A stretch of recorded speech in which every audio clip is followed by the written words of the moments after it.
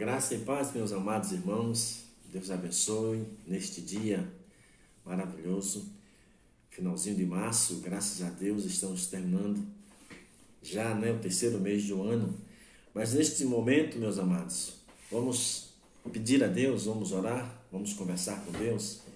Antes de nós começarmos este estudo da parte de Deus, vamos pedir ao Senhor que nos ajude, nos abençoe com a sua destra, com a sua palavra, que o seu Espírito venha nos ajudar nesta manhã. Senhor, nós te louvamos, Pai querido, porque Tu és bom, porque a Tua misericórdia, ó Deus, dura para sempre. Neste momento, Senhor, nós colocamos diante de Ti, Senhor, cada um de nós, a Tua igreja, Senhor, Teus servos, Pai, que estão neste momento, Senhor, Te buscando a Tua face, que o Teu Espírito Santo venha nos ajudar. Abre nossa mente, ó Deus, que o Teu Espírito possa nos levar, ó Deus, a uma compreensão maior e poderosa da Tua palavra. Não nos deixes, ó Deus, passar este tempo aqui na Tua presença sem que Teu Espírito Santo interaja conosco. Venha sobre nós. Rogamos a Ti, Senhor, que o Teu Espírito venha nos ensinar. Fica com Teus filhos e fica comigo. Me ajuda, Senhor, esconde-nos atrás da cruz. E seja o Senhor a falar conosco através da Sua palavra. Assim nós Te oramos. Colocamos, ó Deus, as necessidades.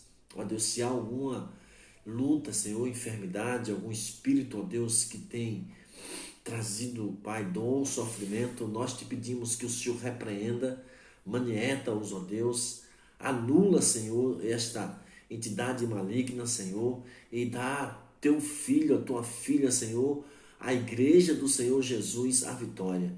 Pois Tu dissestes, ó Deus, na Tua palavra, que aqueles que estiverem em Ti, reunidos no Teu nome, 2 ou 3, aonde estiverem, ó Deus, o Senhor estará conosco. Nós estamos aqui, Senhor, neste momento, pedindo que o Teu Espírito Santo venha falar conosco, venha dirigir a nossa vida e venha trazer vida a cada um de nós. Renova-nos, restaura-nos e aumenta a nossa fé. É o que nós Te oramos, em nome de Jesus. Amém. Nós louvamos a Deus, irmãos, por mais uma oportunidade que o Senhor nos dá. E nesta manhã, iremos estar estudando sobre o livro de Naum. E eu queria trazer um título para nós nesta manhã a respeito desta palavra. O livro de Naum, ele só tem 3 capítulos, mas tem uma grande e poderosa mensagem. E o título desta manhã poderia ser O Amor e Justiça de um Deus que Age. O profeta Naum é um dos profetas que está entre os profetas menores. E para introduzir nesta manhã, nós queremos dizer que Deus, Ele age, Ele intervém, Ele está, irmãos, envolvido com a nossa história, com a história da humanidade. Ele é um Deus de amor e também é um Deus de justiça. A maioria de nós, ou a maioria das pessoas, acreditam e sabem desta verdade. Mas é interessante que muitas vezes, muitos vivem confiando em si mesmo, tentando dar um jeitinho para resolver os seus próprios problemas. Nós muitas vezes pensamos que podemos e temos condições de resolver as nossas próprias dificuldades.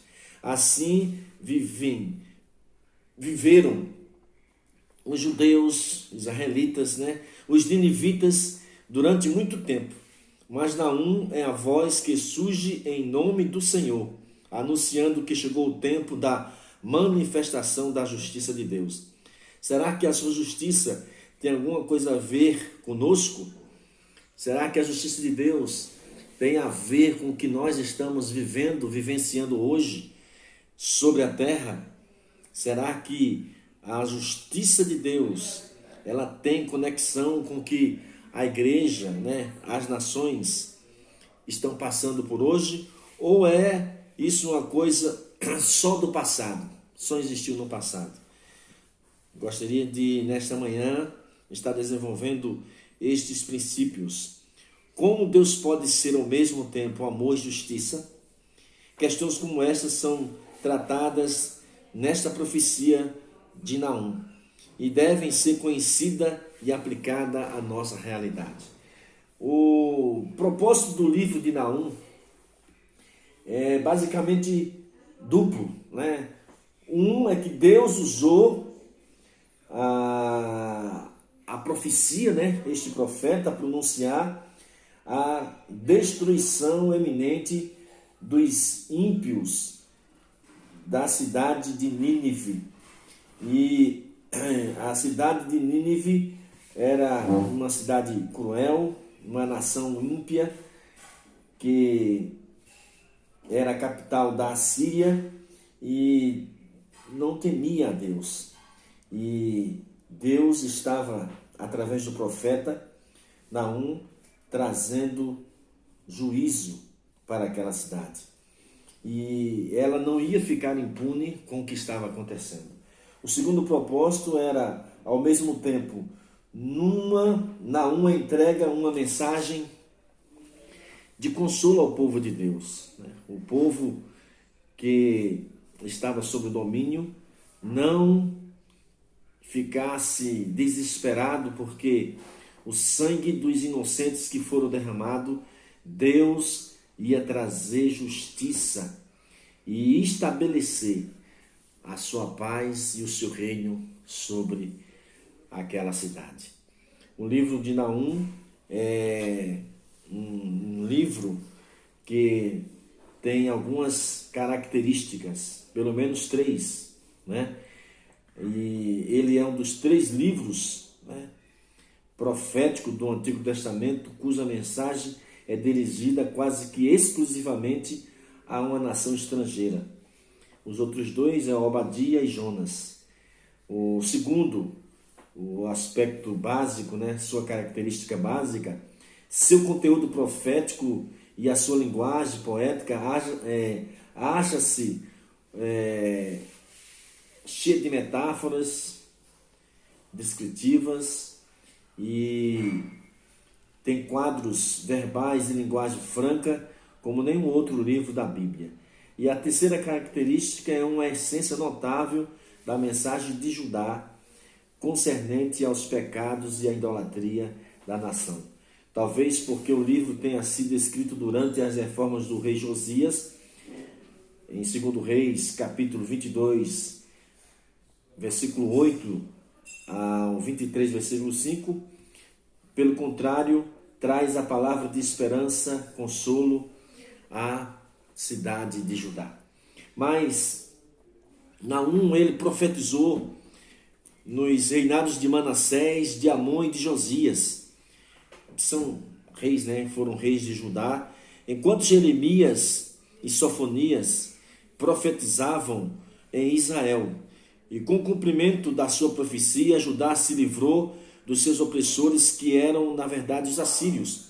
No tempo certo, Deus fez a verdadeira intervenção da sua justiça. Este livro se divide em 3 capítulos e a profecia descreve em forma poética a soberania de Deus sobre as nações e o terrível juízo do Senhor sobre toda a forma de iniquidade. Com a grande ideia nacionalista, Naum é conforme assinala o Alles, um puro poético dramático, descritivo e vivo.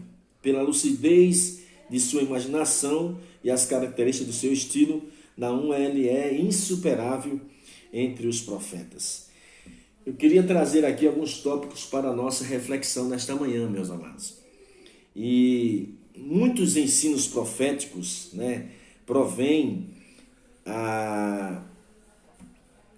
de uma mensagem baseada no amor, na justiça e no poder soberano de Deus.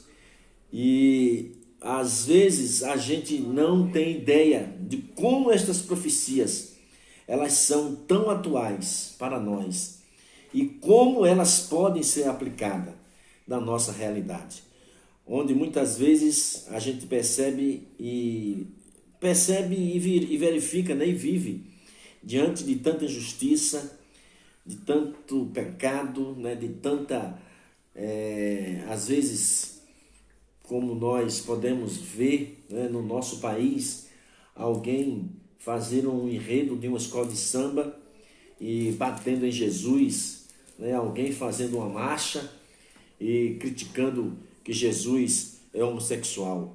Muitas vezes a gente não consegue ver aonde está a justiça de Deus. Em vez, só vemos só injustiça e prevaricações. Todos os que têm fome e sede de justiça são consolados e encorajados pela mensagem do profeta Naum. E o primeiro tópico, né, desta reflexão nesta manhã é que diante do quadro aonde Naum se encontrava, ele mostra capítulo 1, né? Todo capítulo 1 ele tem uma ideia da soberania de Deus sobre tudo e sobre todos. E logo no versículo 1, vou ler aqui o capítulo 1, alguns versículos. Naum diz, versículo 2: o Senhor é um Deus zeloso, um Deus que toma vingança. O Senhor toma vingança e é cheio de furor. O Senhor toma vingança contra os seus adversários e guarda a ira contra os seus inimigos. O Senhor é tardio em irar-se, mas grande em força, e ao culpado não tem por inocente. O Senhor tem o seu caminho na tormenta e na tempestade, e as nuvens são o pó dos seus pés. Ele, versículo 4, repreende o mar e o faz secar, e esgota todos os rios.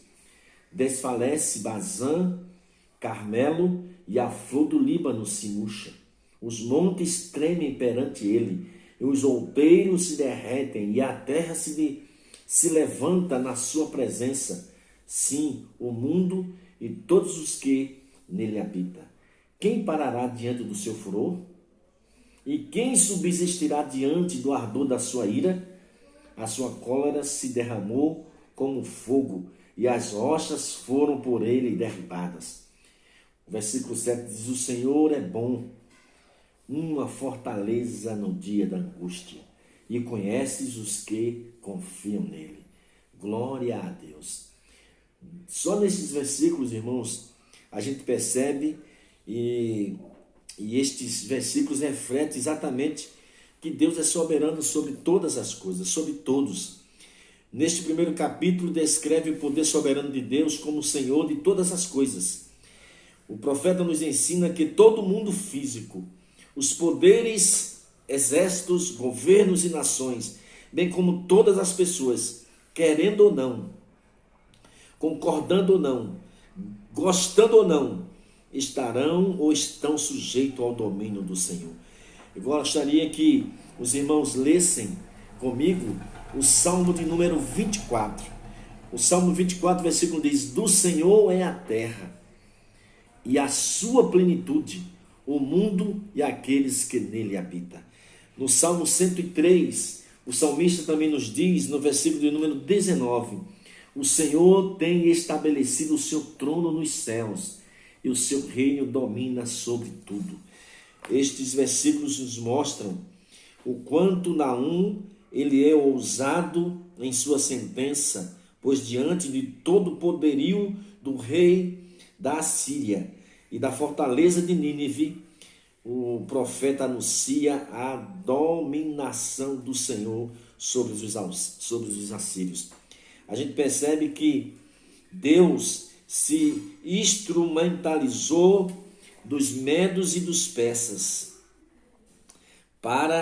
dos medos e babilônicos, para executar os seus propósitos e destruir a aparente e indestrutível Nínive. Semelhantemente, o capítulo 1 prepara o povo de Judá para festejar a vitória do Senhor das nações. O versículo 15 deste capítulo de número 1 diz, eis sobre os montes os pés dos que traz boas novas, dos que anunciam a paz. Celebra as tuas festas, ó Judá, Cumpre os teus votos, porque o ímpio não tornará mais a passar por ti. Ele é inteiramente exterminado. Percebemos que Naum, ele leva a nação de Judá a exaltar, a cantar. E como designa o autor Selim e Forer, em entrevista, ele antevia a derrota dos assírios à libertação de Judá, comprovando que o Senhor está acima de todas as coisas como um único Senhor. O que isso pode nos ensinar, né? O que isso tem a ver conosco hoje? Irmãos, todos aqueles que se consideram autossuficientes e desejam controlar o mundo ao seu redor, precisam lembrar desta preciosa lição. Deus é soberano sobre todos os deuses. Deus, como foi dito no Salmo 24, Ele é o Senhor que toda a terra e a sua plenitude, o mundo e o que neles habitam, pertence ao Senhor. E o versículo 19 do Salmo 103, o Senhor tem estabelecido o seu trono nos céus e o seu reino domina sobre tudo. Então nós precisamos entender que hoje, em meio a todo este pânico, nações que pensavam que eram poderosas demais estão se curvando diante de um pequeno e terrível vírus. Todo aquele que se considera autossuficiente e deseja controlar o mundo ao seu redor, precisa lembrar que o Senhor é o Deus soberano. Os governantes precisam ter consciência de que o Senhor frustra os desígnios das nações e anula os intentos dos povos. Salmo 33, versículo 10. Ninguém consegue atropelar os desígnios de Deus. Eu, lendo a palavra, irmãos, a gente viu, tem um texto que eu já até trouxe, preguei aqui na igreja, e eu gostaria até de lê-lo novamente. Lá no livro de Jó, no capítulo 23, diz assim no versículo de número 14, mas ele está contra alguém, quem então o desviará? O que a sua alma quiser, isso fará. Este é o Deus soberano sobre todas as coisas. Quem vai se voltar contra Deus? Ele é o Deus da história. Ele é o Deus que age, né? Ele é um Deus de amor, mas também ele é um Deus de justiça. E é um Deus que age em toda a terra. Deus, ele não pode, ninguém jamais pode atropelar os seus desígnios. Pessoas que se levantam, usurpam direitos e pretendem se declarar autossuficiente, sendo vistas como deuses ou ídolos, devem reconhecer que só Deus é o Senhor de toda a terra. Em Jó, no versículo 3 do capítulo 23, diz: mas se ele está contra alguém, quem então o desviará? O que a sua alma quiser, isto fará. Irmãos, lembre-se, Deus, ele é soberano.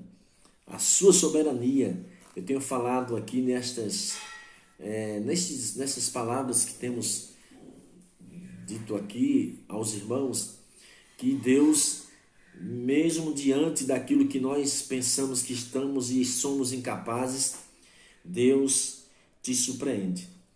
Ele é o Senhor de toda a terra e nada foge do seu controle. Por isso, Naum, ele profetiza para uma nação grandiosa, uma nação que era, humanamente falando, invencível, mas o Senhor leva Naum a dizer que, como diz aqui no versículo, ele repreende o mar, versículo 4, faz secar e esgota todos os rios, desfalece Bazã, Carmelo e a flor do Líbano. Os montes tremem perante ele, e os outeiros se derretem, e a terra se levanta na sua presença. Sim, o mundo todo, e todos na sua presença, todos os que nele habitam.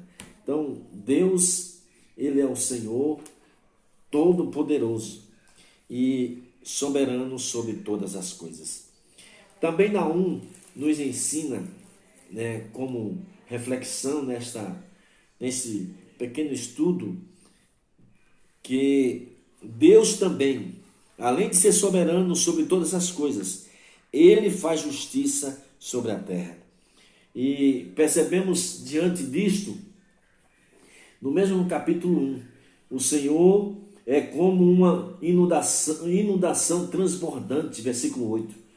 Acabará de uma vez com o seu lugar e as trevas perseguirão os seus inimigos. Quem pensais vós contra o Senhor? Ele mesmo vos consumirá de todo. Não se levantará por duas vezes a angústia, porque ainda que eles se entrelacem como espinhos e se saturem de vinho como bêbados, serão inteiramente consumados como palha seca.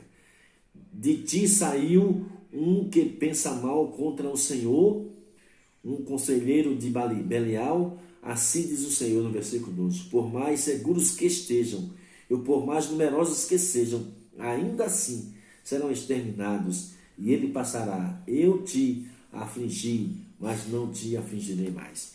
Essa é a grande verdade que Naum declara para os assírios. Deus faz justiça na terra. É outro importante aspecto abordado por Naum e que se refere ao juízo do Senhor. Certo, exercendo o seu poder de justiça sobre a terra. O Senhor exerce não só a sua justiça, como Ele é um Deus de amor, um Deus de misericórdia, mas Ele é um justo e o Deus verdadeiro. O juízo sobre a cidade de Nínive é declarado por Deus, o soberano juiz da terra. É terrível, e é justo. A ação de Deus sobre os assírios, proporcionando a libertação de Judá, ocorreu no tempo certo, com os métodos adequados, atingindo os alvos corretos e imprimindo a sua soberania com a destruição de Nínive. O Senhor mostra que a maior defesa humana não suporta o seu terrível juízo, que conta, quando necessário, com os instrumentos mais diversificados. Irmãos, a gente percebe que, por mais que corremos, por mais que estamos ocupados, quando Deus exige de nós que paremos, que oremos, que o busquemos, nós devemos obedecê-lo, porque Ele é soberano em todas as coisas. Ele é o Deus que trará justiça sobre a terra. Por isso nós precisamos parar para buscar mais a Deus. Os vestígios da cidade de Nínive, das ruínas, só foram encontradas no século XIX, pois Deus riscou esta cidade do mapa. Hoje muitos têm se transformado em agentes da justiça, oprimindo semelhantes e opondo-se ao projeto da justiça e da paz, que caracteriza o reino de Deus. Esses que hoje têm se gloriado em si mesmo, blasfemado das coisas de Deus, tentando destruir os seus propósitos, estão preparando a sua própria ruína e a sua própria destruição. Meus amados, não se engane. Deus, Ele não é qualquer um. Ele é um Deus de justiça. Quando a gente vê as pessoas zombando do poder do Senhor, não se engane. Deus trará justiça sobre a terra. Quando a gente vê uma cidade como Nínive, uma das grandes atrocidades que este povo tinha era subjugar os que eles venciam, destruir completamente e levar as pessoas para os lugares mais longínquos possível E muitas vezes as pessoas morriam nos caminhos que estavam sendo transportadas. Mas Deus trouxe juízo sobre aquela terra. A gente percebe que no livro de Jonas, 100 anos antes de Naum, Jonas foi até Nínive e Deus trouxe misericórdia. Mas aquele povo, o seu arrependimento foi apenas superficial. Isso quer nos dizer, irmãos, que nós precisamos entender o amor de Deus, mas também Deus, ele trará justiça sobre a terra. E não se engane, Deus é amor, mas é também justiça. Diz o profeta, o Senhor é Deus zeloso, Deus vingador. Logo no versículo 1, 2 de Naum, o Senhor é um Deus zeloso que toma vingança. O Senhor toma vingança e é cheio de furor. O Senhor toma vingança contra os seus adversários e guarda a ira contra os seus inimigos. Esta é uma verdade que nós temos que colocar, irmãos, em prática.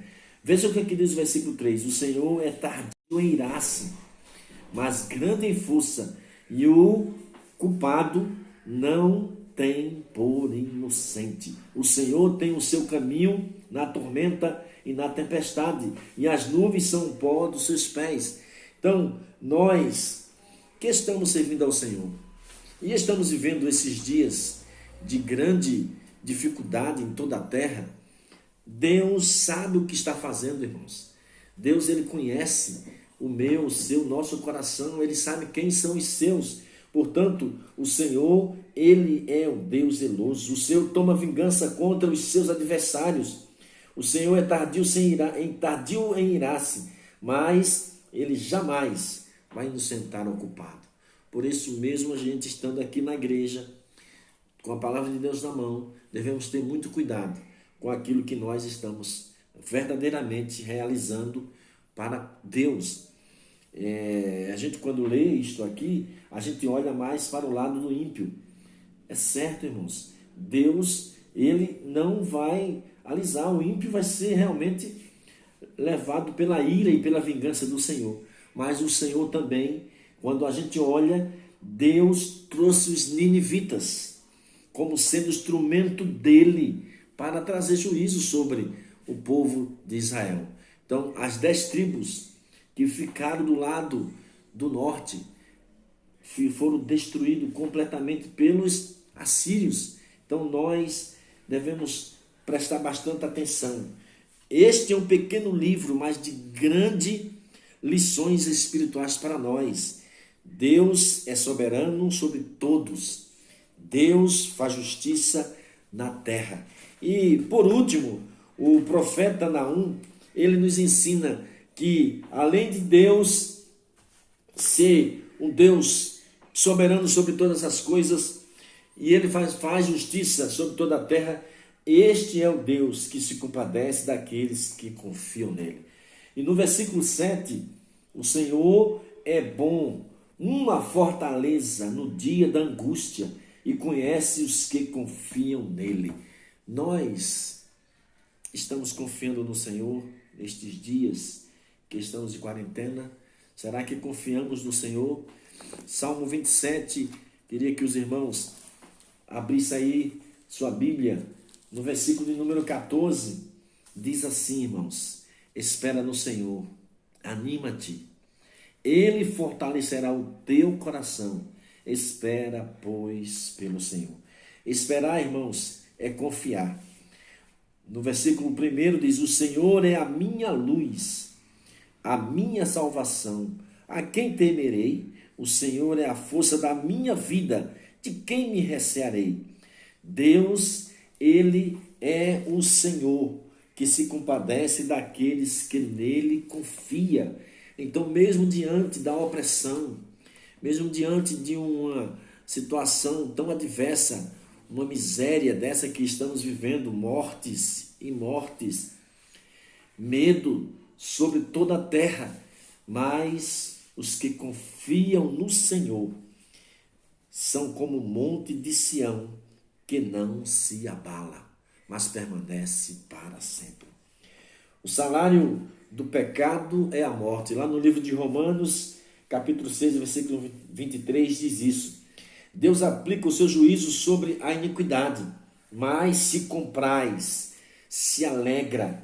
Deus se compadece daqueles que deixam o pecado e seguem a santidade e a justiça. A cidade de Nínive não teve um arrependimento duradouro, como já falamos, né? O pecado da cidade foi a causa da sua queda, a causa da sua destruição. Nínive é descrita como uma cidade sanguinária, cheia de mentira, de roubos, prostitutas, mestres na feitiçaria. O capítulo 3, do versículo 1 em diante, até o versículo 4, diz: ai da cidade ensanguentada, ela está toda cheia de mentiras, de rapina, não se aparta dela o roubo. Estripido de açoite há e estrondo do ruído das rodas, os cavalos atropelam e carros vão saltando. O cavaleiro levanta a espada flamejante e a lança relampegueante, e haverá uma multidão de mortos e abundância de cadáveres, e não terão fim. Os defuntos tropeçarão nos seus corpos. Por causa da multidão dos pecados, da muita graciosa meretriz, da mestra das feitiçarias, que vendeu os povos com os seus deleites, e as gerações com as suas feitiçarias, eis que eu estou contra ti, versículo 5, diz o Senhor dos Exércitos, e te descobrirei da tua face, e as nações mostrarei a tua nudez, e os reinos a tua vergonha. Esta é a palavra profética dirigida a uma cidade que não tinha temor a Deus. Irmãos, nós precisamos entender, nosso país, estados estão mergulhados em feitiçaria, pecado de prostituição. Irmãos, nós devemos entender que tudo isso Deus trará sobre estas pessoas o seu juízo, mas ele se compadecerá daqueles que permaneceram e permanecerão firmes na sua palavra. Contrastando com este quadro pecaminoso, o profeta nos ensina que aqueles que confiam no Senhor viverão seguros, pois Deus lhes será fortaleza. É o que o versículo 7 diz: o Senhor é bom e uma fortaleza no dia da angústia.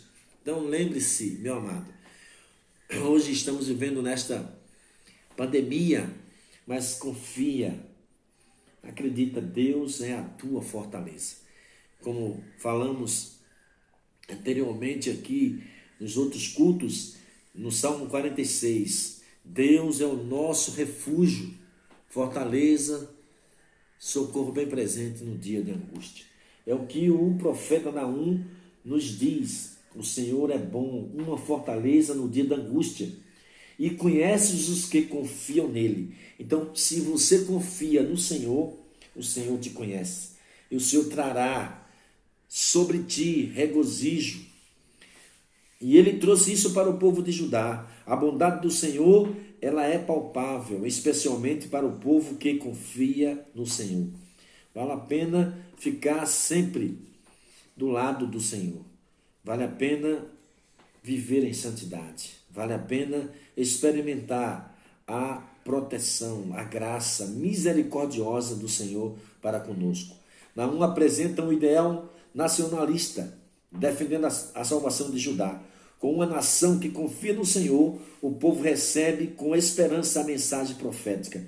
Eu queria nesta manhã, meus amados, proferir palavras de ânimo, de bênção, palavras que possam trazer a segurança, a proteção do Senhor sobre nós. E o Salmo 125, vou repetir novamente, Salmo 125, versículo 1 diz: os que confiam no Senhor, eles não são como o monte de Sião que não se abala, firme para sempre. Deus é justo, isto é um atributo divino, atributo da justiça de Deus. Este atributo pertence ao Senhor.